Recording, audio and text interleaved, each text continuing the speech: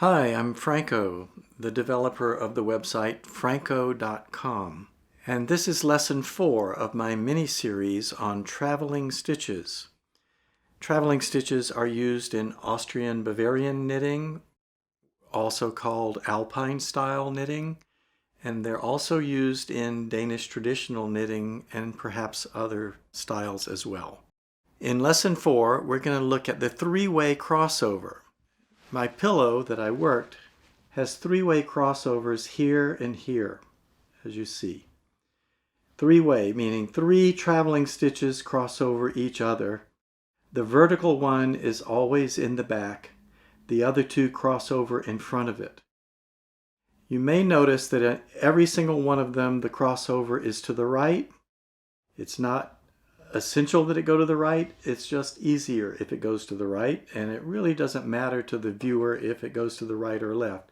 It's unlike a weave where it's really important to go to the left and then to the right and then to the left and then to the right, because usually they occur in a place where it can just simply go the same way all the time. I'm going to work one three-way crossover for you. That's probably not going to be enough for you to learn it, but you can replay that section of the video over and over as many times as you need.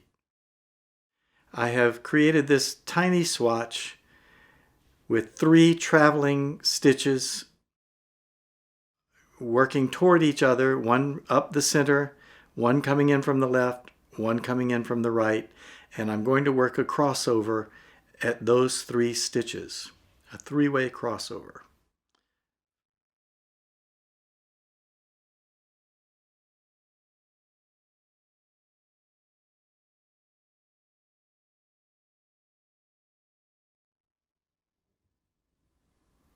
Okay, I've come up to the point where my 3 traveling stitches are all situated right together. And rather than trying to memorize, let's see, do I pull this one first or that one first and under, up, front or back? I'm going to first notice that the next stitch I'm going to knit is a traveling stitch, so I'm going to put the yarn in the back, and then I'm going to think about, what do I want to see in the front? Well, it's a right leaning stitch that goes across both of the other stitches. That means this third stitch is going to go across both of these other 2. I'm not going to worry about what happens to these other 2 right now. I'm going to pull this one over the other 2 and work it, and then I can see what to do with the rest of it. So I simply use logic to say, oh, the one on the left is going to cross over the other 2. In this case, I pull 3 stitches off the needle, and I put the left needle back into 2 of them. I still have the traveling stitch on the right needle. I insert the left needle into the front of it so I can then work that stitch, knitting it in the back so it is twisted as a traveling stitch. I've now worked the top stitch of the crossover. If you recall, this stitch was the one in the middle, and I want it to be the one in the middle at the end, and I want it to be in the back. So all of that goes together to say I still have the yarn in the back because it's a traveling stitch that I'm going to work as a knit stitch. I grab it from the back. I grab that second stitch from the back, hold the yarn so that it doesn't pull away, and put the needle back into it.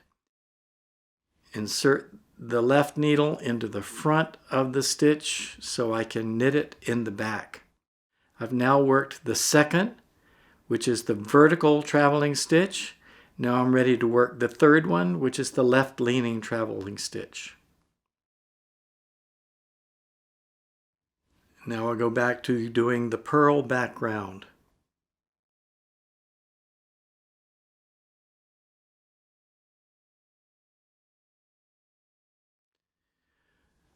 On the next row I work, those 3 stitches will diverge again just as they came together below it. I have worked the right leaning 3-way crossover, which is actually the only one you ever need to use. If you look underneath this video, you'll find a link to a playlist that contains all of the videos in this series on traveling stitches. There will also be a link to the next video, which is coming soon. It will be how to do horizontal traveling stitches, which is the most advanced stitch and is almost never used. I've never seen it anywhere except in one star in Danish traditional knitting. But it's fun to do, and I'm working it into my next sweater. But stay tuned, that will be coming soon, not right away.